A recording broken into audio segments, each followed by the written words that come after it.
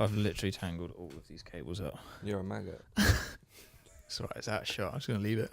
I think you should Pretend it keep, didn't like, I happen. hope this is all part of the discussion. Hi, I'm Louis.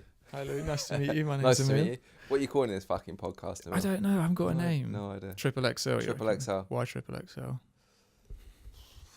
Because it's X-rated. You haven't even heard any of them I yet. just swore, so obviously it's X-rated. Alright. I'll put it down in my working title bin. Working title. Maybe Yeah. that's what it could be called. In fact, working title bin. But isn't there like a really big production company called Working Title? I don't know. You tell me. I think so. Like loads of big films. I can't remember. So maybe bad podcast name. There you go. That's another one. Bad podcast. Bad podcast name. What's your podcast called? All Fruits, right? How did you find that name? Just plucked it out of the realms of the atmosphere. Did you have a hard time trying to find a name? Because No, actually, getting a I name came- for anything is like the worst thing. It is the worst thing. I actually came up with All Fruits right about 7 years ago when because I used to DJ a lot and I wanted to do a night which was just roots reggae, but the Jamaican roots reggae. And there isn't really many sounds that do that in London for whatever reason. And if they do, they tend to then do it the way I did it, which is mix in other styles and genres as well, hip hop and whatever. And so a friend of mine, Jago, who's part of the Unit 137 family, which is who I do the podcast with, him and I came up with the name All Fruits Right. I like it. I'm just going to move these lights a sec. Sat down. How many podcasts have you got out? Is this all part of your podcast? Yeah. We haven't even said who I am or anything yet. Mate, it's alright. So unprofessional, Emil. It's fine. We've done 8, I think. We've recorded 10, put out 8, but finding time is always a difficult one. So sometimes things take a bit longer to come out and be released, but there should be a new one coming out this month. We're going to talk about trees and how beautiful they are and how important they are. Man, I was down in Devon 2 You're always weeks down ago. with Devon. Last week. Well, my family's from there. That's what I'm saying, you're down with Devon. But when we was driving down, that's bad English, isn't it? All the trees look just like they did when we were in like upstate New York. Oh, It's yeah. incredible. The autumn's been really nice this year, actually. I think it took so long to get here that Yeah. the Yeah. colours have been stunning this year, though. But I think since that trip that we did when we drove through New York, I've had like way more appreciation for autumn. Yeah. Because after summer you're like, ugh, I'm done with it. Yeah. This is crap. Yeah. But actually, like, it's beautiful. Yeah. I like the fact that America calls it fall, because it's like the expression of what's it's the expression of what's happening. And I guess spring is the expression of what's happening. You're springing into life. Yeah. And then life is falling to the ground to then spring into something else. Autumn just kind of sounds like a really pretentious, like, hipster's name, doesn't it? Hi. So actually, my mum called me Autumn. Well, you say that, but we got winter and summer, so why not? That's a good point. Yeah. Maybe that could be a I working haven't heard of title. anyone called spring. Why is no one called spring and Oh, mate, autumn? I'm sure there's people called Spring. Probably. Spring. To Anyway, be honest, how pretentious is it really to identify yourself with nature? Is that pretentious or is it not? Why is it that has become a pretentious thing? yeah, there's a It shouldn't woman. be, really. There's a woman I used to know called Apple. Not even kidding. From Totnes. But great. Yeah, but I think she might have called herself Apple. Yeah. I presume anyway, because Apple sounds a bit more legitimate than orange. Hi orange, hi apple. I don't know why, it's Yeah. softer, isn't it? You definitely wouldn't call your kid banana. That'd be bananas. oh my god, that's just like a recipe for bullying at school, isn't it? Yeah. Anyway, thanks for having me at the studio. It's looking as full as ever. I know. It's disgusting, isn't it? I really wish that it was empty because then I could fill it. Whereas actually, it's full and I've got to fill it. So it's going to get even fuller.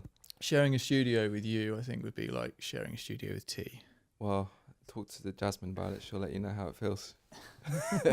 Every time I move something, she gets freaked out now. Because, yeah, there's been so many big bits of cardboard and paintings moved that every time she sees something move now, she stands up like really anxious, like, the world's falling down. What are you working on at the moment? This is a commission in front of you. It's of a great white shark. And And then till the end of the year, I'm working on commissions, which I've been putting off since the beginning of the year. So do people just contact you and they're like, I would like a piece of your work, or I would Well, specifically actually, all like three of this? these commissions I'm working on have all been from customers who couldn't buy something from the show because it was all sold out. So now they've put in, since May, they've put in orders in for commissions, and up until then I haven't had time, or up until now rather. So yeah. But now you've got a bit of free time. Now the show's done. Yeah, sort of. I mean, When have you ever got free what's time? really free time? I think that we're all of the same ilk, aren't we? Like when there's a void in a job, you create more work for yourself, don't you? Like a podcast. Yeah, exactly. You're So- like, I don't have anything coming up the next few weeks. What can I possibly fill that time Shall I with? do nothing? No, can't do nothing. So got to do something. Cool.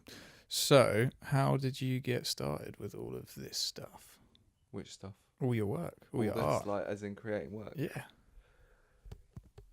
Um, Back to the beginning. Back to, was it maybe Falmouth where you started properly painting?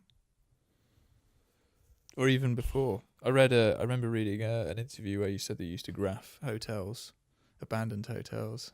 yeah, in okay, so this is a squeaky old chair, isn't it? Yeah, you just stay still, please. I can't. It's a rocking chair. It moves.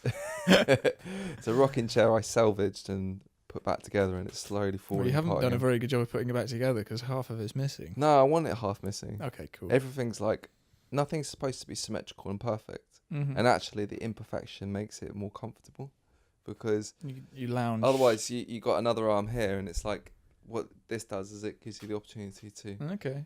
And it's good that you've got the video, because now people understand why Yeah. I'm saying you can do this and not have to explain it. Yeah. So if you're only listening, go and watch. And if you're watching, you're already listening. It's a proper lounge chair. It is. It will probably fall apart during this podcast. You never know. It will be great if it does. Well, not really, because it'll be painful for me. But It is. so yeah. Well, to be honest, Emil, I've always been painting. I've always been doing something with regards making marks on paper or whatever it is. Since I was a kid, my dad. Well, both my parents met in art school. So for me, the creative energies, I guess genetics as well. There's been, if you go through our family history, there's artists all over the shop, whether it's graphic designers, potters. Somebody didn't turn their phone on It's silent. T, obviously. T, leave us alone. We were just talking about him. Just talking about him. So, yeah, it's a genetical thing, but then I used to hang out with my dad because my dad's a chef, or was a chef. My parents had a restaurant, and then after service he would paint, and so I would hang out with him in the studio and do my homework. I mean, if a teacher said do an hour of painting, I was doing 6, because I just loved it, and I would stay up all night working in the studio with my dad. And then I kind of realised that was something that I was good at. And you know, when you're a kid, if you get told, oh, you're good at that, you kind of want to embrace it more, and you're like, oh, I'm good at that. Yeah. I'm not good at everything else, so I'll concentrate on that. And then that kind of continued like in college, and then I went on to do a degree, and then in Falmouth. And when I was, I guess, younger than that, about 14, a kid came into school with a book, Subway Graffiti, and I was like, I've got that. oh man, this Martha book was Cooper. right, exactly. And I was like, this book's fly. I just don't know why I was so drawn towards it. Maybe it was the photographs, maybe it was the color, maybe it was the sort of breaking outside of doing something that you're told. So yeah, I was quite drawn towards it, but at the same time didn't have anyone who was out painting, and I didn't have an outlet to go and paint, and I was living in the suburbs, so there wasn't really somewhere to go out painting.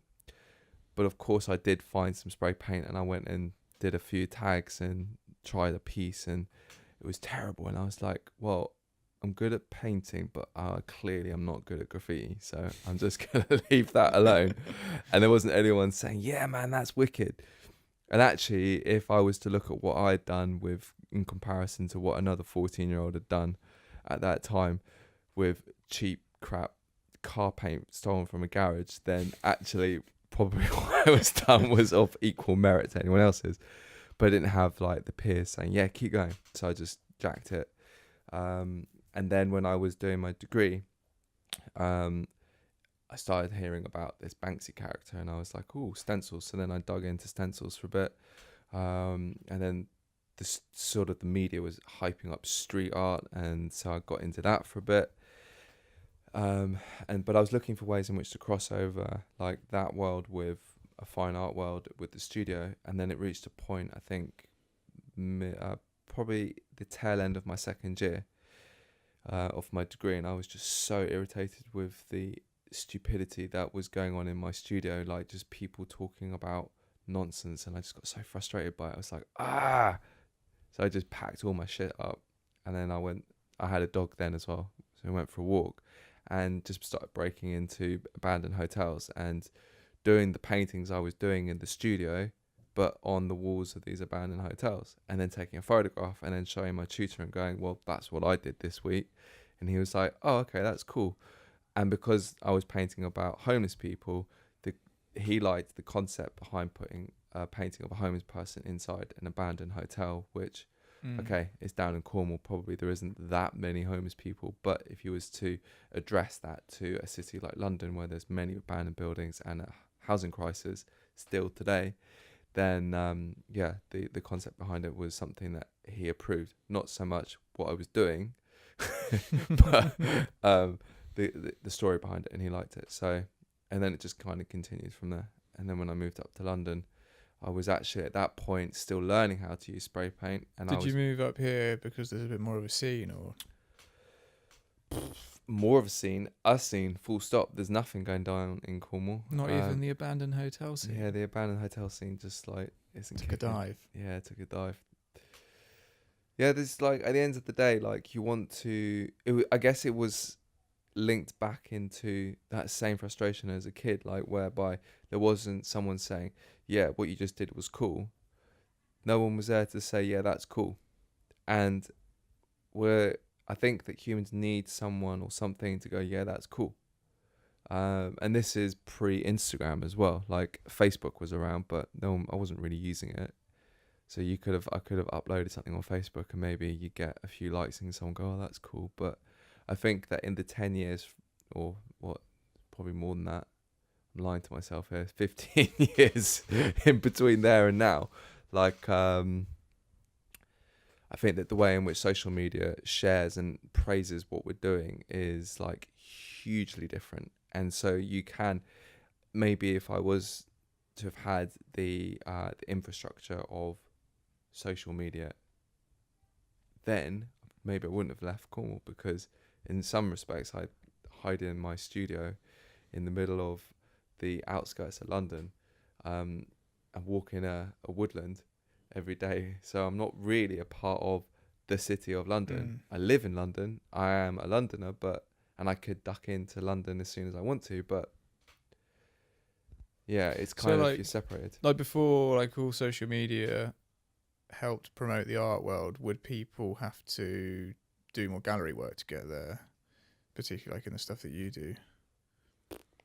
Would that be like the promotion, as well as painting on the street, obviously? But I don't know whether really, like, you'll get, undoubtedly, the more curators and the more people from within the art industry that you're working with in whatever format, you're going to get promotion. But pre-social media, would a gallery have been doing more promoting for you? Probably not. I think that in essence what's happened is the polar opposite. I think galleries do better because we as artists are able to promote ourselves and effectively don't need the galleries. And then when the galleries jump in and they're like, oh, well, we've got a nice gallery, we'll charge you 50%, the rest, suddenly you come with like 20, 40,000 followers on your Instagram, and then you can go, well, I've sold 5 paintings before we've even sent it out to your newsletter. And I think the galleries are getting lazier now, as opposed to them having worked harder previously. Maybe that's just my experience with galleries, but maybe other galleries work differently. But How are you feeling about Instagram? Because last time I saw you, you were like, I'm over this. This is like... Yeah. I think, to be honest, I'm over social media full stop. I hate the fact that we're drones and that we're Yeah. glued to this box in our hand. But your work gets like so much... It Yeah. feels like that's where like the outlet of most of your work goes through. Yeah, of course it is. But like, just in the same way, it's like I saw your hand go like, it shrunk down to that. We're talking about 100 centimeter by 100 centimeter painting that suddenly is 100 inches. It's like, that's ridiculous. And like that you're seeing like tiny little details that you can't see anymore in a tiny photograph. Oh, you mean like it gets shrunk right down? Yes, just shrunk Right, down. yeah. And like you can zoom in on it, but then like how many people are zooming in and how much detail can you get? The pixels aren't good. And It's the same with photography. Like when we get so used to just seeing stuff on a screen, then when you go to an exhibition, you're like, oh my! Even just A4, just regular paper size, you see so much more, and it's Yeah, so of much course. more of an experience, like seeing that image. Here's something for you though. How many times have you currently looked at something in a normal format, i.e. a book or a paper, and tried to zoom in on it? Have you done that? No, I haven't. Come but on, don't lie. Have I've you seen seriously? I've done that, and like it shocks on a me. book. Yeah, Are you insane? I know. This is the whole point, and I don't feel like I'm even that like obsessed with. I don't even really do that on my phone though. I see. I do it because I want to see the details. Okay, yeah. So like I look barely at a do that, photograph and I don't actually do it, but my brain's like, oh zoom. Oh, you can't. It's a book. But the interesting thing Nell is, did it with something the other day. Tanya does the same thing with reading, whereby she actually, the way in which you read on like digital format is kind of like it's a change in the way in which we read. And so when she now reads a book, she's not retaining any of the information from the book because it's such a sort of fast world to like take in information.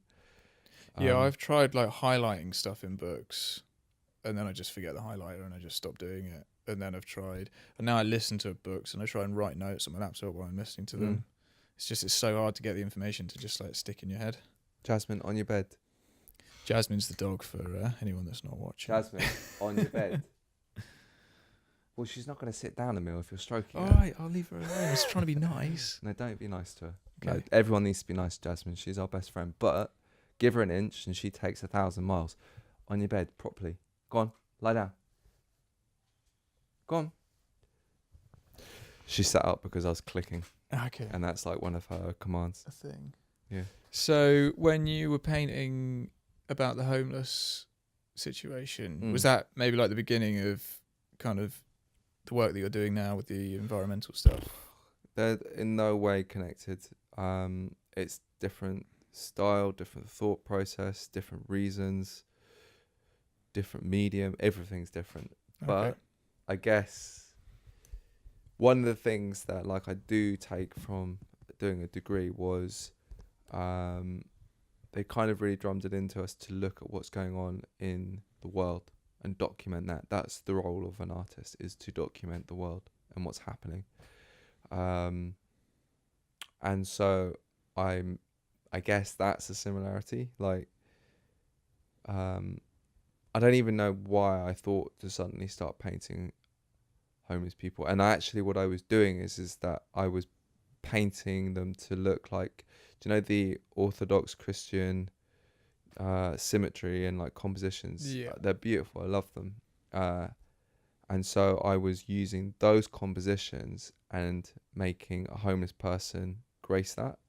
But I was also painting on like a polyester voile and then pouring resin, fiberglass resin on it, which made the paintings go translucent so that there would be like voids and there would be space to go through. So it kind of looked a little bit almost stained glass like as well in parts. And that was influenced by Polke, who's a very famous fine art German artist.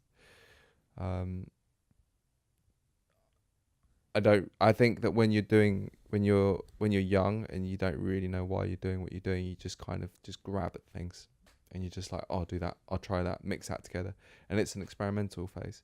And there's things I touched on doing my degree that I would like to bring back. Like I would love to paint on some resin paintings again, but actually how good is that for the environment? And the more I tune into what I'm currently doing, the more I'm constantly having to rain check on why are you using that? What is that not a contradiction? So I'm a fistful of contradictions. I paint a wall with spray paint. I fly 1,000 miles to get to that place to paint a wall. But on the flip side, I'm raising a point that perhaps isn't in the general media, which then gets photographed and put into social media, which is then an avenue for other advocates of environmental justice to be able to go, oh, I'm going to use that image to talk about what we want, and it grabs the attention of more people than what we were doing without it. So it's kind of like a flip coin. Which side of the coin do you want to look at? The damage I'm doing, or that the damage I'm doing is doing something evoking. So I don't know. So I'm trying not to take on more damaging effects with my work. What kind of things are you painting and kind of stories are you covering at the moment that maybe aren't as well known to people? I think that any discussion about a species that's endangered is topical, because most people, if I was to ask you name an extinct animal, you're going to say a dodo, or a dinosaur. Well, dodos died out a long ass time ago. Why is the dodo like the known thing that's been made extinct? Because it was probably the closest thing to mythological animal. Like if you think of like Hollywood and you think of mythical animals in Hollywood, you've got like oversized beings. That's what we go for. We've got King Kong. We've got what was the name of the snake? There was an oversized snake. There's the oversized crocodile. I've forgotten all their names now.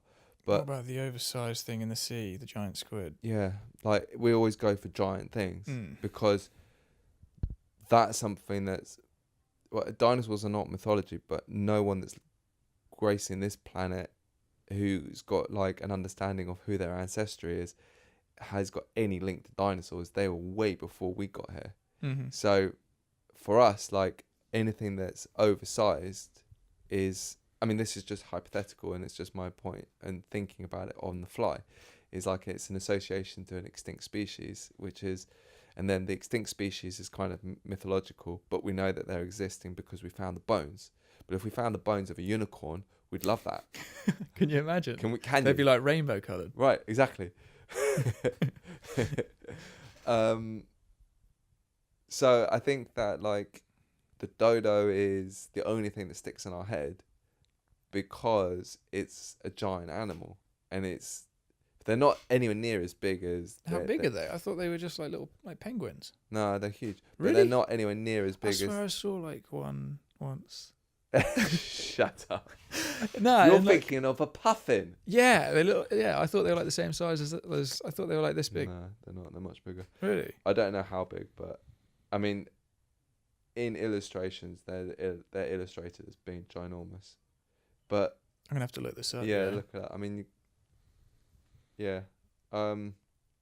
Anyway, where were we? Why is it that the dodo gets talked about? I don't know. Yeah. Like, it's just one of these like things that's in kids' books, isn't it? And so like it's the only thing that we grew up, right?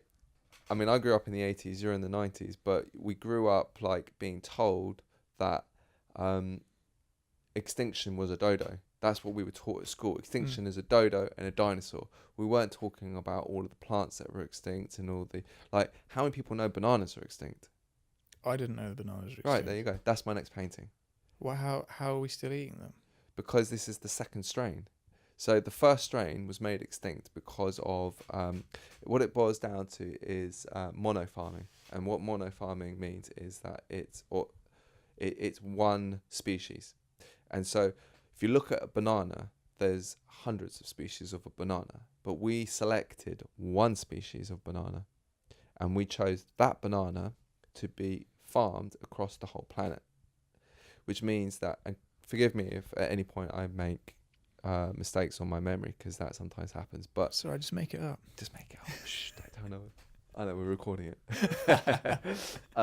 So essentially what happened is, And this is what happens with many different farming.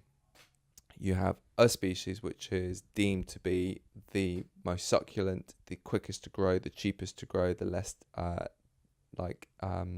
affected by pesticides or pests eating it or whatever. And that becomes a monocrop. And so the banana is still today monocropped, but it's the second species. So the optimum species died out, forgotten when, but it wasn't that long ago. Like it's within the last, like years or decades like or centuries? within 50 years. Okay. The last 50 years, it's died out. I think it may have been the 70s. This is where my memories paves the wrong path because I forgot. Yeah. But the point being is that it died out because of a fungus.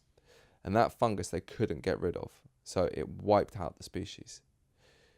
But it was fine because we found a second species that was kind of close. Not as juicy, not as tasty, etc. But it's a close second. And we could put it into the market without anybody noticing.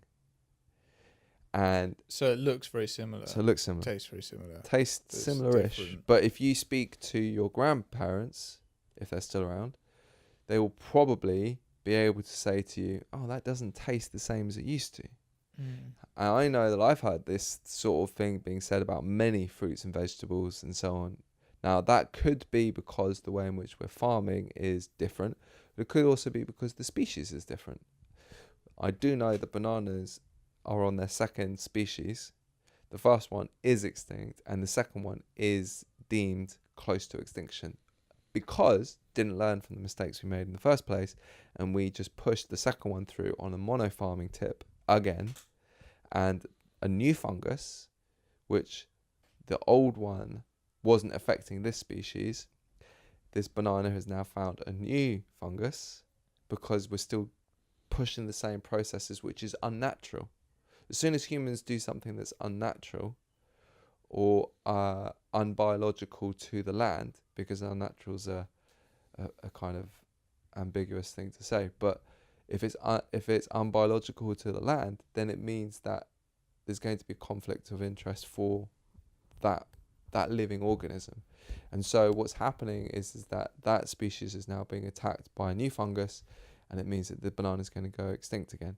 But it's fine because they will either genetically remodify it or they will just step in the third strain and hope that no one notices it. But the point is that it's just going to keep on wiping out like species. And so, yeah, we're talking about extinction. A banana is a good one to talk about. So how does the fungus get like every single banana plantation? I have no idea. I'm gonna have to look into this. Yeah, look into it. It is kind of fascinating. And I mean, like, if we're talking about extinction, there's a species that goes extinction every day. Yeah. Well, I can't remember the fact. It's crazy how much goes it's extinct every shocking. day. Sorry, one more question about the bananas. Go for it. So you know those real juicy, sweet little ones you get in Asia? Yeah. Are they a different species? Yeah, different species. Okay. You get them in South I always America thought that. as I was well. like, why are they small? Why is it that apparently the English like a slightly more curved banana and the French like a slightly stronger banana, straighter banana? Do they? Yeah. Probably because they look like baguettes. Uh, Just they feel at home while They they're feel eating it. the bananas yeah. that weren't grown in that country. So I was going to say something really profound, like, yeah, we won't go there. So in terms of other people that are painting, is art is the work that you're doing to create this awareness around endangered species, endangered vegetables and stuff? Are there other people in the art scene that are doing this as well? Hi, by the way, my name's Louis Masai. We haven't introduced me yet.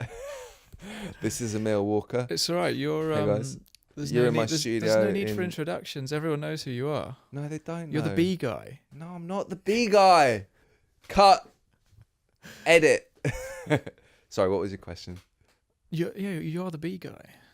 No, what was Be the real nice. question? Are there a lot of other artists out there using their social media and their followings and stuff to help? To help talk about what they're doing. Exactly, yeah. Or to help talk about like a lot of these Yeah. issues that maybe aren't being covered so widely in the news. I think that there's always been a group of artists within the creative sector that have always going to be champions of talking about what's going on in the real world. That's an ambiguous sentence again. The real world, man. Let's get real. No, you know what I mean though. Like going on in like the forecourt of like what's happening and going on. So whether it's war or whether it's species decline or people justice, racial issues, sexist issues, whatever it is, people from within the creative sector have always grasped onto it and said something about it.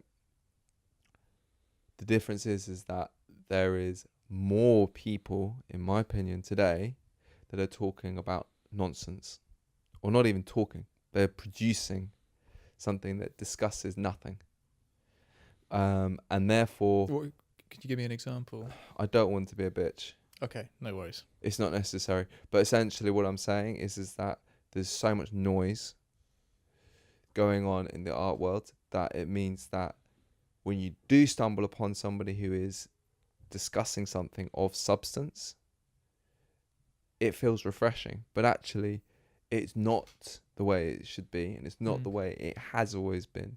It's that it's kind of like, that's another topic, we won't go there, but the point I'm making is that there's so much one-sided that wasn't probably once there, that to discover something that's on the flip side is suddenly rare.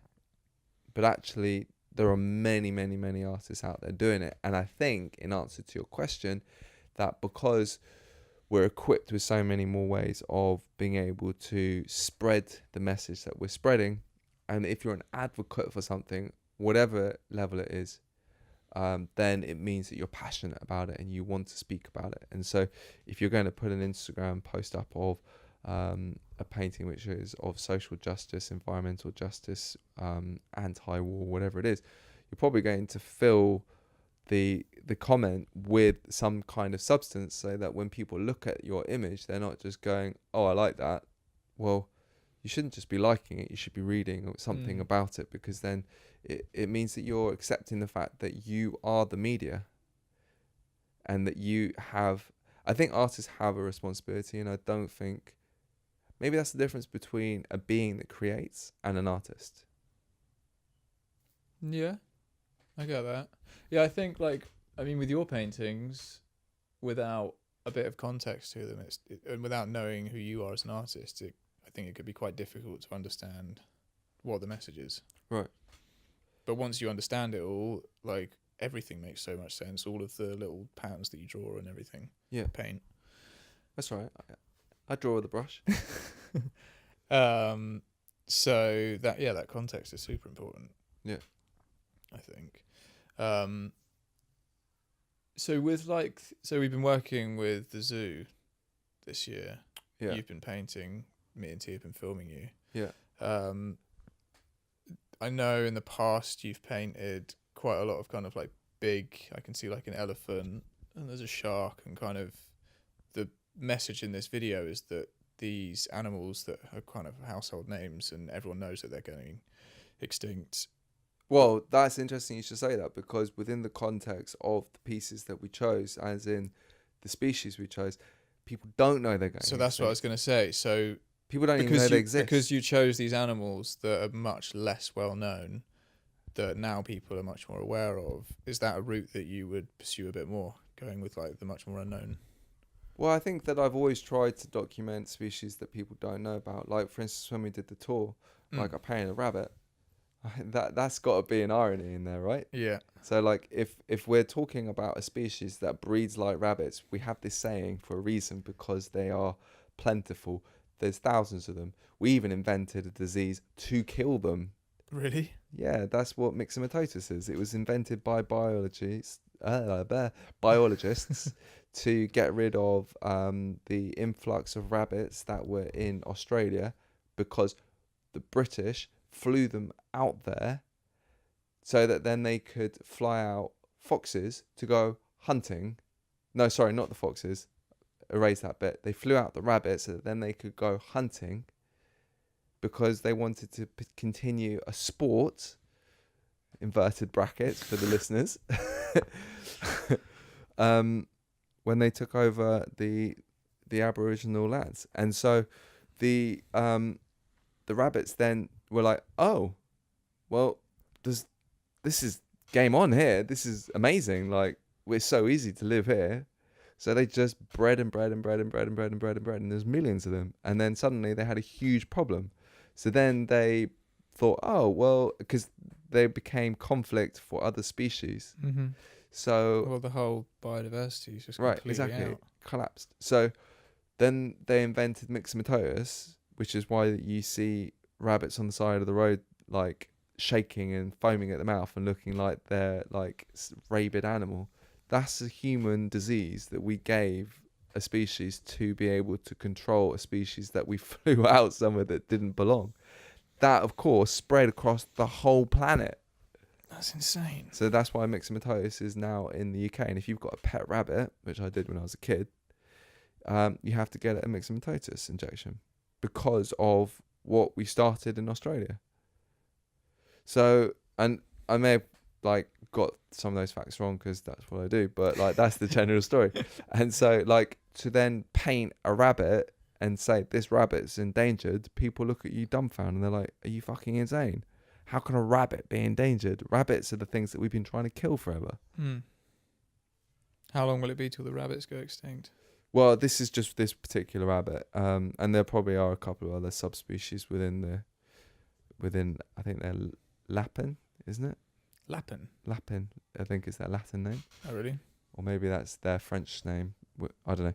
But I have no idea is the answer to your question. I don't think anybody knows when an animal is going to become extinct. Yeah, I guess there's like some animals that they know there are very few left and they'll keep them in conservation centres to try and breed them. Yeah, well, that's kind of like part of the reason why I really like what the London Zoo does is because they will investigate. They've got like that Edge team, which is who I worked with in choosing those species for that wall. They research different species that they believe need to have attention brought to them, and they monitor them, and they invest money into the science behind it and the biology behind it, making it more sustainable, which is why the ZSL is quite interesting as a case study, because they're not just a zoo, they are a conservation zoo, and that's really important to make sure that message comes through, which is why we did the paintings and the film and so on. But anyway, the point being is that they go out there and they will remove a species from the land if it cannot sustain itself there anymore. I've forgotten its name, but there was a fish out in Mexico maybe 10, 12 years ago where the lake dried up. So the ZSL went in and took, because they've been monitoring it, they waited until that lake was completely about to disappear, and they took the last species of this fish that only exists in this lake in Mexico, brought them back to London, and have been able to keep them alive and breed them. There is an agreement with the Mexican government that once they have put in a lake and put in the precautions to make sure that lake is looked after and not depleted, it means that then they will give them back their fish, and it means that that fish can continue to live. I don't know the end of the story. Maybe the fish are back, maybe they're not. That's the story I was told like 6 years ago when I first had my first meeting with the ZSL. Because I went there with an attitude of zoos are shit and let's talk about this. And they came back with, well, zoos are kind of doing something different these days. So Get on board. yeah. And I was like, oh, okay. I'm glad that I came to challenge the idea of what a zoo is, because that was important. Would you say that you are, because you know, so every time I see you, you've got like a new interesting thing to tell me about the environment, about an animal species. Would you say that you're an environmentalist first or an artist first? I'm just a being. I'm just being so here. much easier. I really shy away from like labeling yourself. Yeah, labeling myself, because there's always a connotation to it. So if I say to you I'm an artist, people think, oh, life must be hard. The starving artist. Starving artist. Well, I'm not starving. If I say oh, I'm vegan, then people have got like, oh, poor boy, you must be malnourished. The malnourished, starving vegan artist. You It's- couldn't afford a pork chop, could you? Because you couldn't sell a painting. And then if I then on top of it say, oh yeah, I'm a conservationist and an activist and an environmentalist, and then people just like half of the planet are just going to shut off and just go, I don't want to listen to you anymore. I can't relate to you. Whereas if you're just a person that makes beautiful paintings, then more people are listening. And then if I say, by the way, this animal is this, then maybe some of those people that were listening in the first place might continue listening. So I think that it's very dangerous to like come with and plus like I don't do activist things. Like I like for instance there was the environmental extinction march yesterday. I didn't even know that was happening I didn't know that was happening. until I saw on my feed on my Instagram a few of my friends had been there, and then I looked into it and I was like, damn, this was a cool thing. Like they shut down all of the bridges in London. But guys, at the end of the day, what's it done? What does that do? Is it going to change anything? And why are you not still on that bridge? Well, it might make more people might question why everyone's there, and then they might be interested to find out a bit more about it. Or are people going to be pissed off that they couldn't cross the bridge and couldn't get to go to their favourite? I'm sure a lot of people will. Right. So that my point is that in doing that, because it creates negative energy, does it create like it's created like media wise, it's got loads of attention. It's across the whole planet. London got shut down by some environmentalists. But in my opinion, all they've done is that they have attached negativity to something that should only be positive. I'm all about speaking about extinction crisis. Everybody should be talking about the extinction crisis. But if as soon as something negative is attached to it, like for instance, on Monday I think it was, I read that somebody spray painted onto a government building, frack off, and then a sign of the extinction logo, and what that is, what does that do? Like, what's the point in doing that? Like okay, you've done it on a government building. I get why you've done it, because you want the government to address it. I understand you're angry and you're pissed off, and like it feels like if you express annoyance through violation, then it means that it's going to get into the media, which it did. And this is where it's sad, is that we don't talk about positivity in the media. We talk about negativity, because it's always easy to sell negativity. We want to talk about gun crime. We don't want to talk about the positivities that are going on in the cities and so on. We want to talk about the negatives and the people that are being stabbed, not the people that are being nurtured and redeemed of like their negative energy. So it's the same thing. Like, great, you got it into the media. Now all you've done is that you've made the people that are reading it go, well, you're a dickhead. That's what the general consensus is going to be. The people who are going to go, yeah, that was fucking wicked. They already were saying that there's an extinction problem. I just don't think it's an intelligent way of doing it, and I don't think it's going to change anything. Equally, like, I see that they've shut down all the bridges yesterday. The me who gives a shit about this goes, yeah, do it again. Do it every day until like the government changes something. But in actual fact, what you really need to do is you need to get more troops. You need to get more people who are going to join the sustainable wagon, and that will not come by disrupting people from being able to get from one part of London to the next. All that's going to do is they're going to see that logo and they're going to go, you fucked up my weekend. So next time they see that extinction logo or someone talking about the extinction crisis, what's going to come first? Are they going to think about, bees are dying. Bees are integral to the cultivation of all the food that I need to eat. Oh, that means I'm going to become extinct as well. No, they're going to probably foremost be thinking, you stopped me from getting to my gig. I'm annoyed at you. You stopped me from going to go and see my sick grandmother who's in an old person's home, and I couldn't go and see her that weekend, which means that she's now depressed.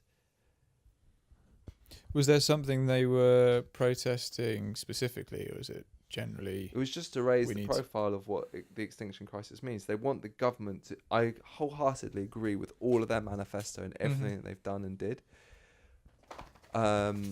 We do need to. The government does need to step up. They're being so lazy at the moment about like their solutions. We didn't talk about plastic until David Attenborough talked about plastic. Yet scientists have been talking about plastic and climate change and extinction crisis and so on and so on and so on since the 80s. Like, look into hemp. That is an incredible little thing to look into. Like, I found a couple of days ago. Super strong, isn't it? Yeah.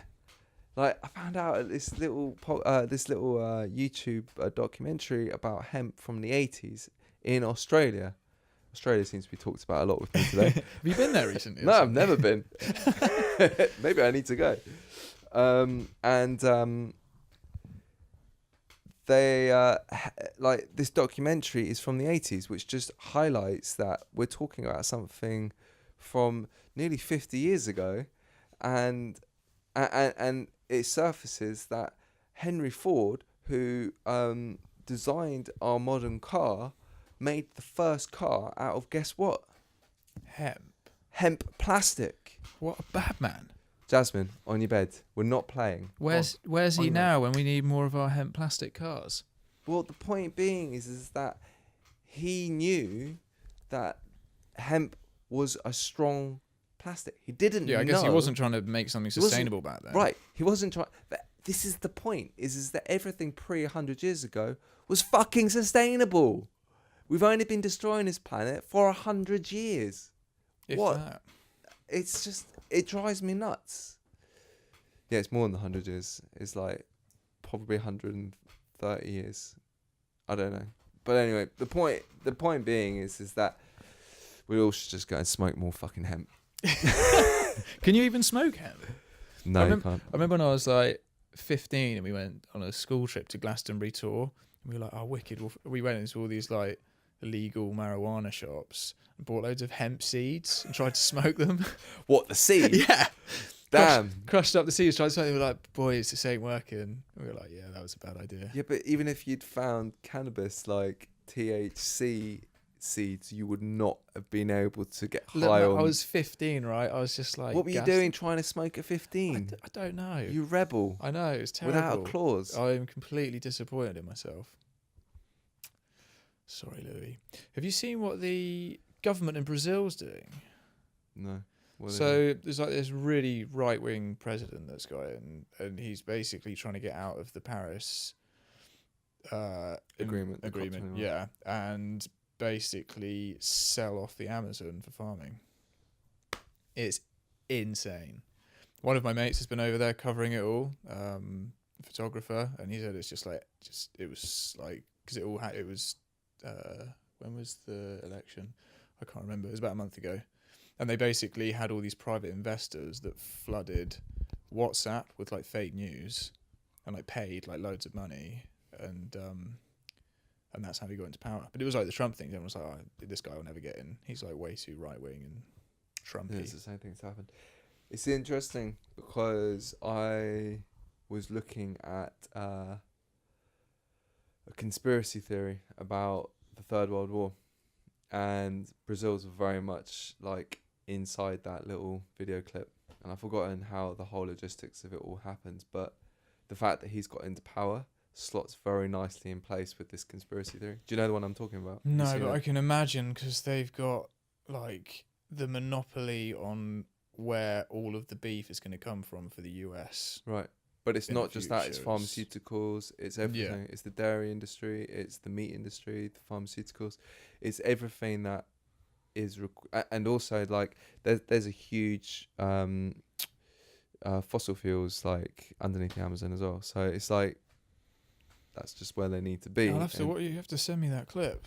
If I can find it. I mean, I'm sure there's loads of stuff. Just look up conspiracy theory for World War III, and, like, it's all twined in with, like, Russia, Brazil. The interesting thing is that Brazil, in this, from my memory, and I did watch this about 10 months ago, that Brazil switches sides at one point, but it starts off as being on the wrong side, and then there's another country that switches as well.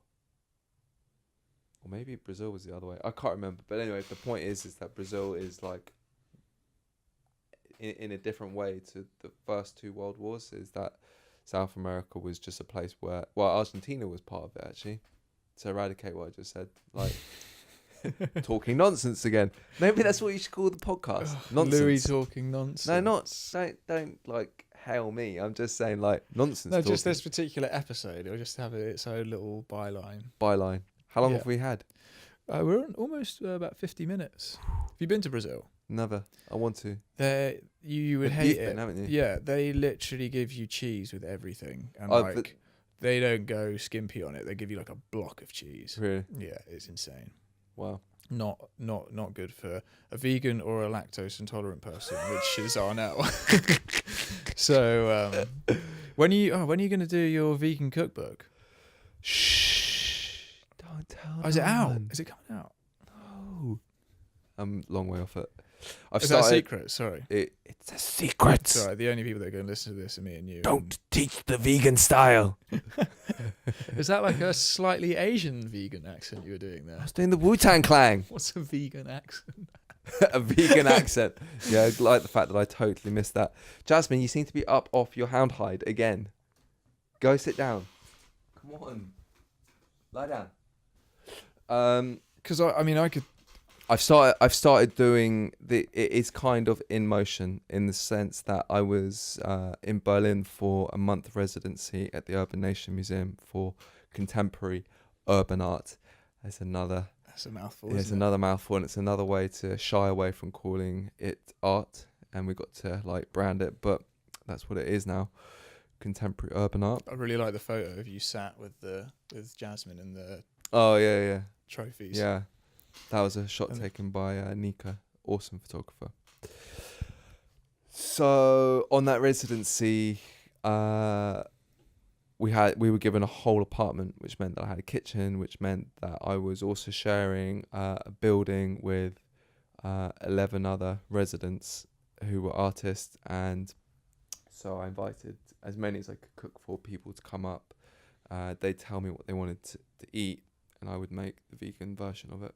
So those artists with their food choices are going to feature in the book, but I need to recook the food and write out the actual recipes because I Made up as you go along. well, this is what I do, but that's why I think I've got something to bring to the table for cookbooks, because I eat something. This is another thing I think that's inherited genetically. Well, you said your dad's a chef. Yeah, right? exactly. Yeah. But no one ever taught him, and my dad's a damn good chef, and he just did it by experimenting and playing. And so if someone says to me I want this and I've never heard of it before, all I need to really do is this would be a bad time to find out it doesn't record, wouldn't it? No, it's all No, good. it's all good. Just double checking. Double checking. For the listeners, Emil just picked up his headphones, which look a little bit like Virgin Airflight headphones. These headphones are like £2.50. Banger. I just don't like wearing I don't like listening to myself No, who does? when I'm talking. Or It's just ever. Yeah. Never listen to double Emil. check. I was like, oh man, imagine if it wasn't recording. It's all good. It's all good. Sorry. So, yeah, I was basically experimenting with the food and the choices. So if someone says to me, I want something Turkish, for instance, I can look through even just a photograph and I can see flavors.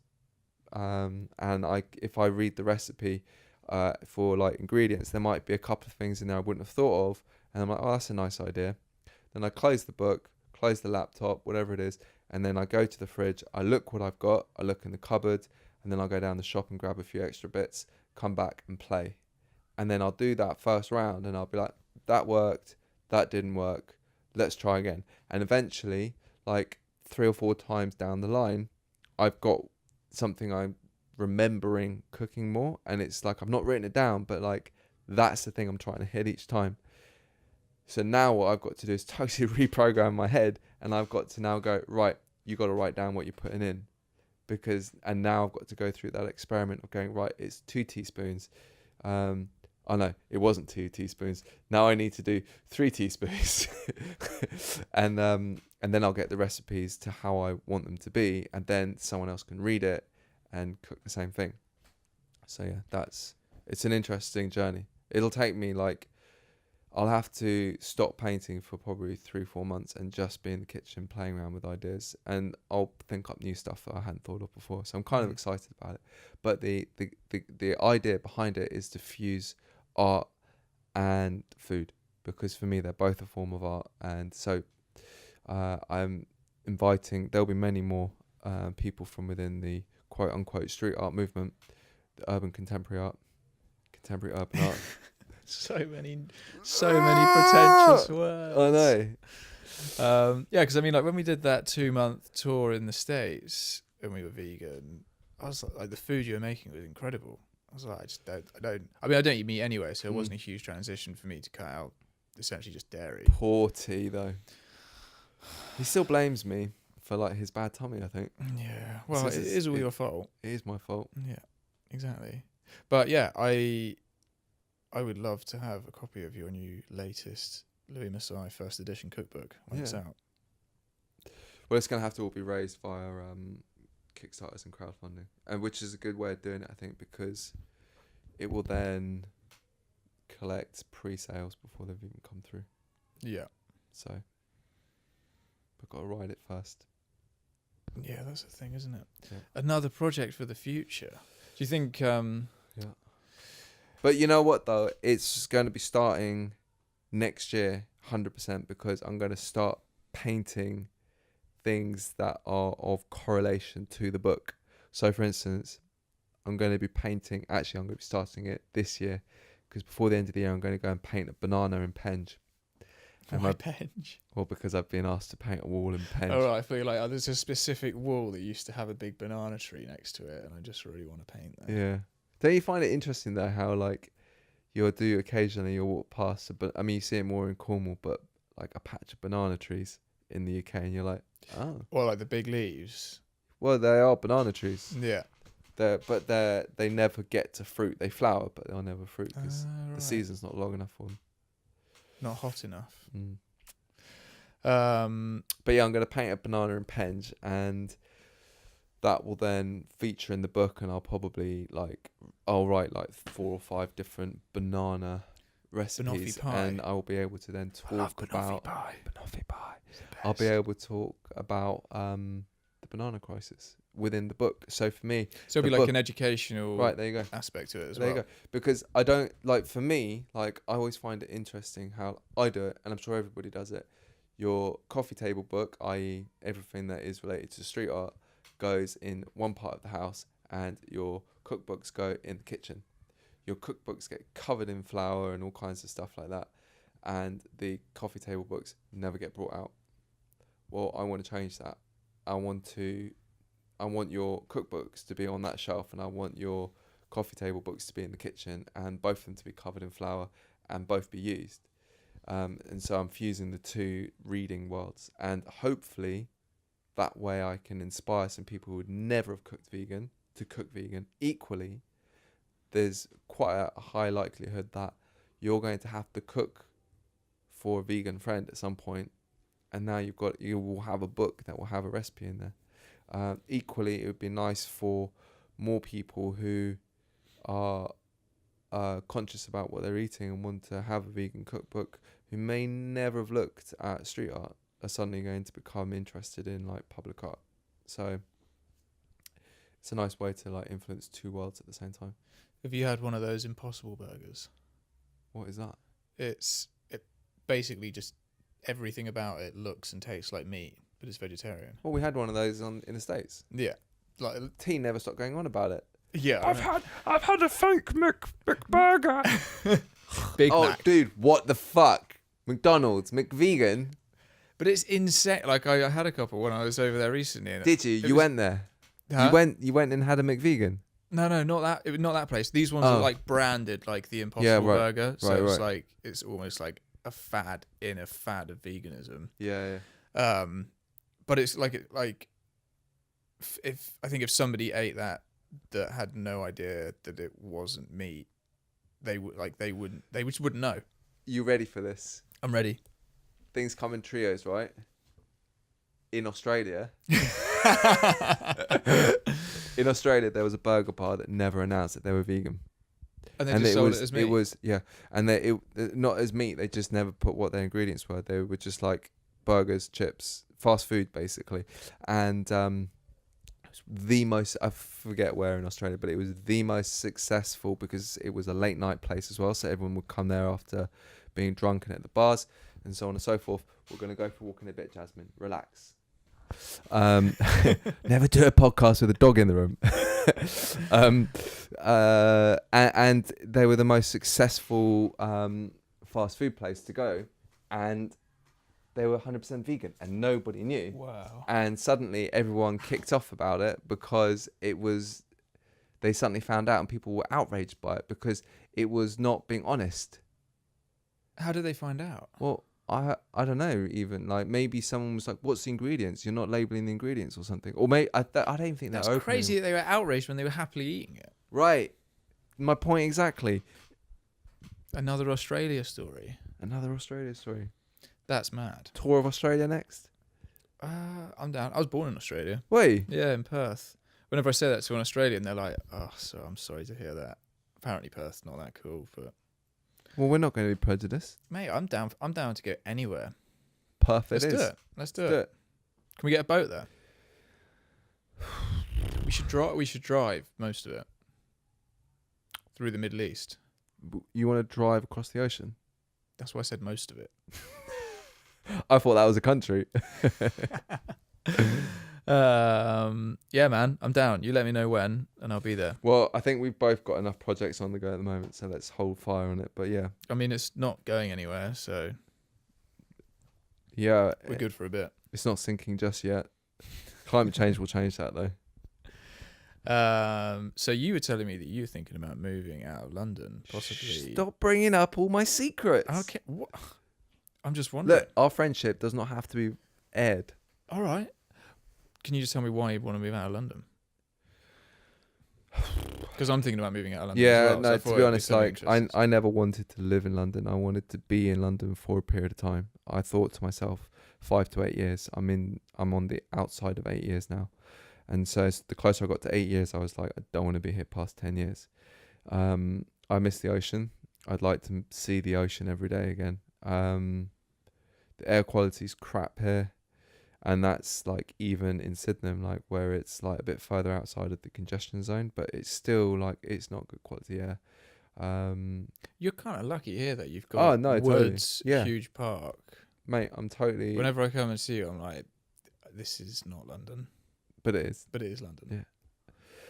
Yeah. No, I'm totally lucked in. Like I'm totally in love with where I'm at, and I love Sydenham, and I love Mansion and Beckenham, being in the woods and so on. But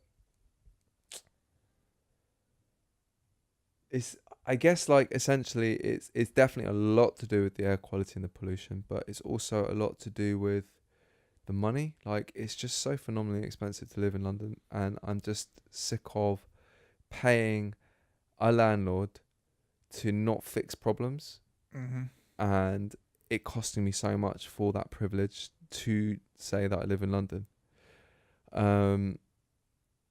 Well, there's like a lot of people live in London to do a lot of the stuff that London offers. Right. I mean, I know that you're probably down here most days. Yeah, I don't see. And like, I barely go to Central London a bit. I never go to exhibitions. I never go to nights. It's like, if you're here indulging in that stuff all the time, it makes sense to pay that premium price of living somewhere that offers all of that. Yeah. But I get that. Like when I see my parents live in the countryside, I'm like, this, like, why does this have to feel like a holiday? Yeah. But equally though, like I don't know about yourself, but I've lived 10 years in Cornwall, where it is the polar opposite of London. And it gets boring after a while, like, because I need to have a 50-50, or maybe not 50-50, maybe like 30% city and the rest country. I need an injection of I want to move slowly through the city. I don't want to move fast through the countryside, but I do need to move through the city as well. But you're at a point now where you can travel a live lot with your anywhere. work, so you can still get that. But from I your- I could technically live anywhere now. Like, I Mhm. really could. Like, yeah, okay, it would cost this collector a sizable amount of money to have this shipped from Sri Lanka if I was to choose to live there. But the point being is that I could paint it there and we'd ship it. I don't have to be here in London, but I yeah, reckon you get some really cool salvaged wood in Sri Lanka. you know what I'm saying. And also, like, the amount of money I would save on life, I'd probably just pay for his shipping. So, oh man, I don't know. Like, but the problem is, and it's not a problem. I emphasize it's not a problem because, we live the life we choose and we choose the life we live, and I choose to be with a hugely talented actor, as a girlfriend, and she's doing very well and she's moving up her ladders, and she needs to be in an English speaking country, and she needs to be within close proximity of London or an English speaking city, because she needs to be there to do the auditions and to do the work and so on. And as she gets more notable and better established, then it means that we then are opened up to new decisions that we can make, and we can move anywhere we want. But you're still always going to have to be checking in on yourself in that, okay, I don't want to live in the polluted world, but I'm more than willing to fly from one part of the world to the other, polluting the world. So it's kind of like you're always going to have, like, we're inherently taking on a time on this planet when you cannot do anything that is not going to affect the planet in some way, because it's Unless gone you so just far. like lock yourself off in a little hut in the middle of nowhere and live off the land. No, because you'd still be emitting carbon. Not if you don't go to the toilet. Dude, you breathe, therefore you emit. But that would be a way to reduce your carbon footprint to the smallest amount. The only way to reduce the carbon footprint on this planet is for us to stop breeding. Like, okay, it's not the only way, but like, what it boils down to is you could solve everything else, like the pollution problems and the plastic situations. You could be renewable, you could be sustainable, but if we don't stop breeding at the size that we are, and overpopulating an overpopulated population, it's never going to change, because we're going to need more food, and we just People don't aren't have going the to space stop for it. though, are they? There's going to have to be some sort of like ban on more children, like in China You or can't something. do that though, because that is human rights. Yeah. Because essentially what will happen is it'll happen exactly what happened in Asia, where they said, okay, you're going to have one child, everybody wants a son. No one wants a daughter. Well, how's the son going to carry on his legacy if he can't find a female? If no one else is having females? I don't know, but that's what was happening, in that families were aborting and killing females. As soon as they found out that they had a girl, they would have an abortion, just so that they would have a male. Because especially in that, well, I mean, in the world over, like, unfortunately, we're still in a place where it is easier for men to get higher paid jobs of more it's crazy. notoriety and so on and so forth. And when you are inside an establishment such as China, then you're looking at something that's probably about 30, 40 years behind where we're at. And it means that, like, to only be allowed one child, and you get to choose whether you're going to have a boy or a girl, and the family's already run by a male, it's going to be a boy, isn't it?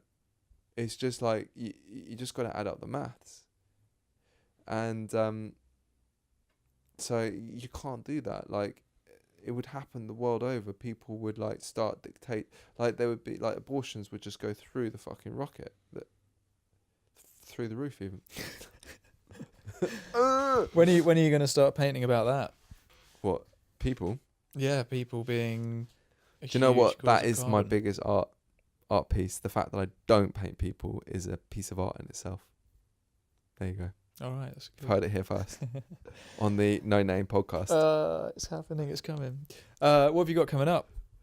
It's going to be really interesting when this comes out because you will It will have a name. Yeah, I know. And then we'll be like 3 in and we'll be talking about no names.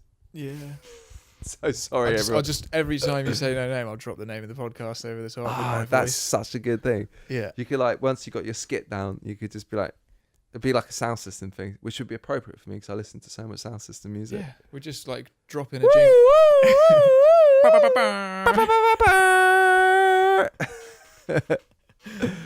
Do it, Emil.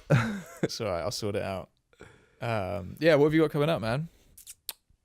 I've got a show coming up next June in Paris. I'm going to be doing a solo with a gallery out there. Do you choose a different gallery each time? Not intentionally. I got. I just don't know how it works. Yeah, I mean, I'll chat it through with you. Like, the first gallery that exhibited me in London, well, not the first, but like the first I would call full solo in a proper space, fucked me over, stole everything. Wow. Then they went bankrupt. So I certainly wasn't ever going to be dealing with them again. Then I did my show in LA, and unfortunately, Cave Gallery went bust. That's the one that we were at in Venice, yeah. Yeah. So they've shut down. Not because I didn't sell any work, because I did obviously sell lots of work, but yeah, a couple of shows after mine, they shut down. That's a shame. That guy was super cool. Yeah, but a pain in the ass as well. Sorry, really? Patrick, love you, but pay me my money. Oh no. Stop sending me artwork broken. It's doing my head in. But anyway, then I was like, I've had enough of galleries. I'm going to do my own thing. I want to do a show in London. Haven't done a show in a few years. So I did my own thing this year. And the smoothest. Money was paid before I'd even like sent any of the work. The show was a total sellout.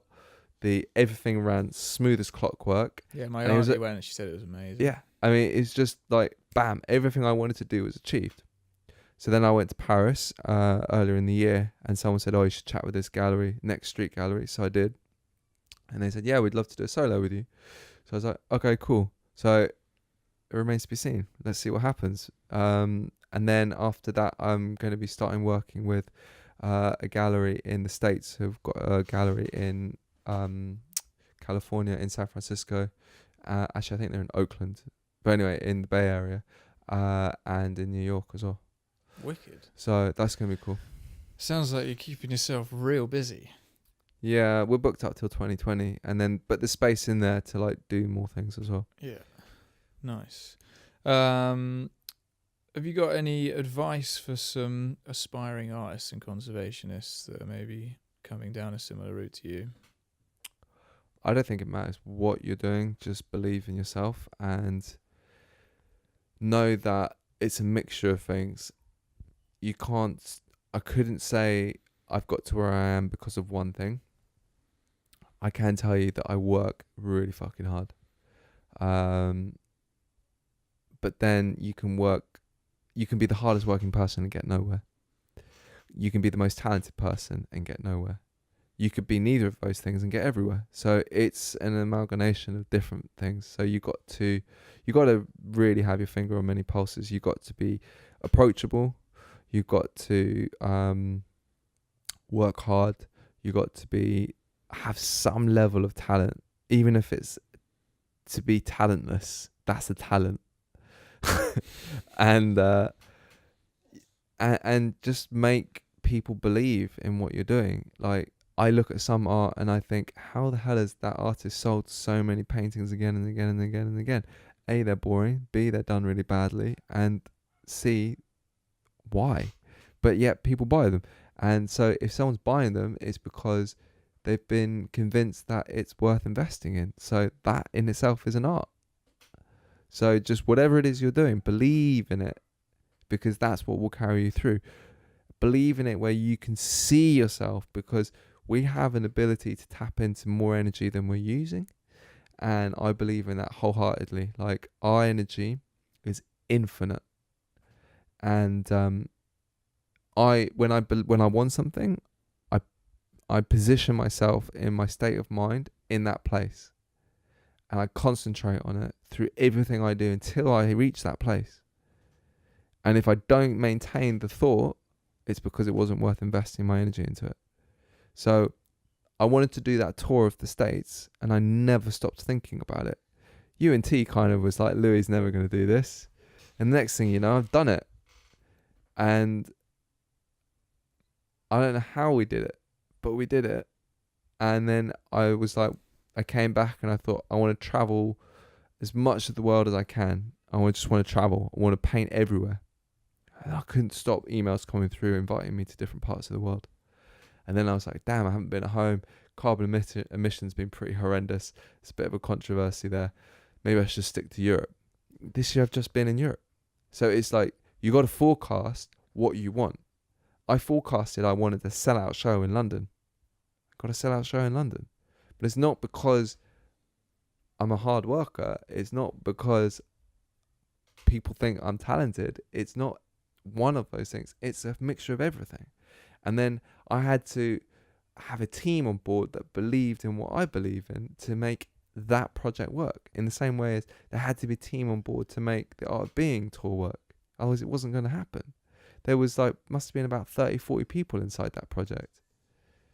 So it's like, yeah, I guess find your tribe and believe in them and believe in yourself and just visualize and you'll get there. Are you saying I'm in your tribe? Mate, you've always been in my tribe. Sick.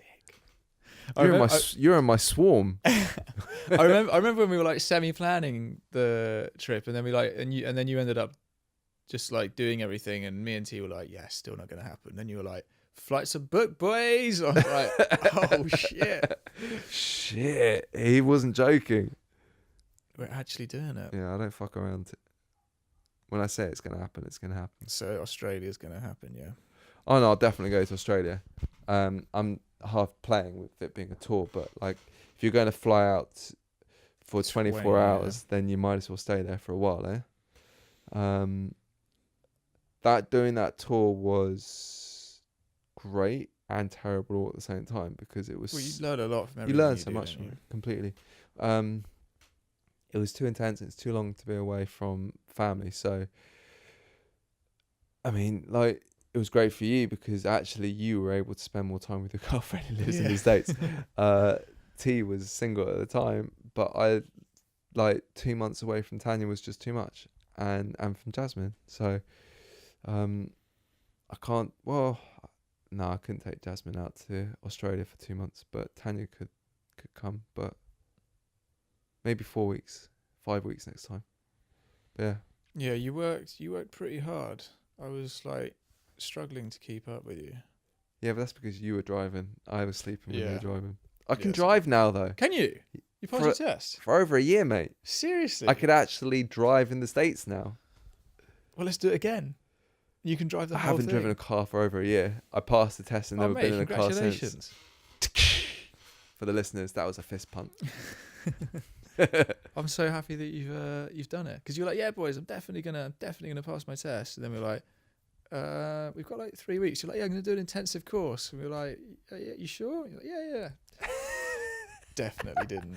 No, I told you I was going to pass. I just didn't know that it was going to be before or after the 2 tour. years after we did 2 the years? project.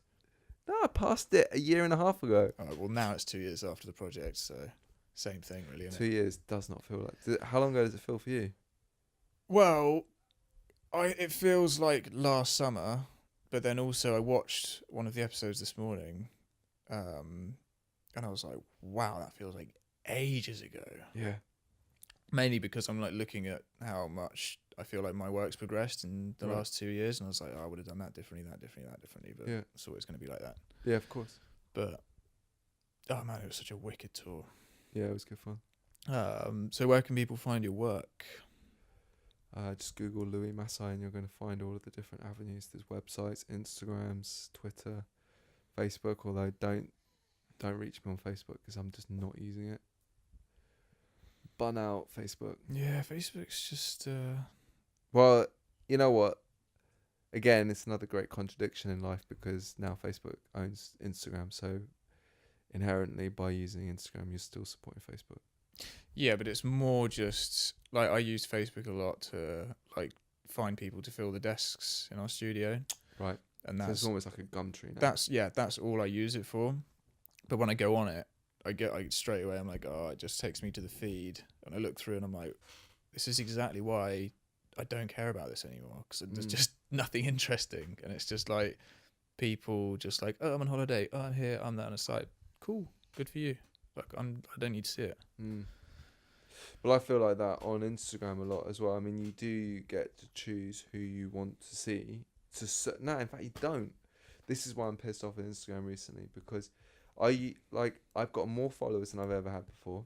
I haven't got a crazy amount. I've got 20,000, but there was a time when I was on maybe 12,000 and I was getting 1,000 likes on an image. Now I get like 100 and something likes on an image. Well, they change all They've the switched my algorithms, don't algorithm. they? Yeah. So, and like my algorithm's on a really bad one, and so like nobody's seeing my work, and that's hell of a frustrating. And instead, I'm then looking through my feed and I'm seeing a bunch of stuff I don't really want to see, and then I'll be like, oh, I forgot about that artist, and then I'll look them up, and I have to go and search inside my feed, and then I'm like, oh, I'm already following them. Why don't I ever see their work?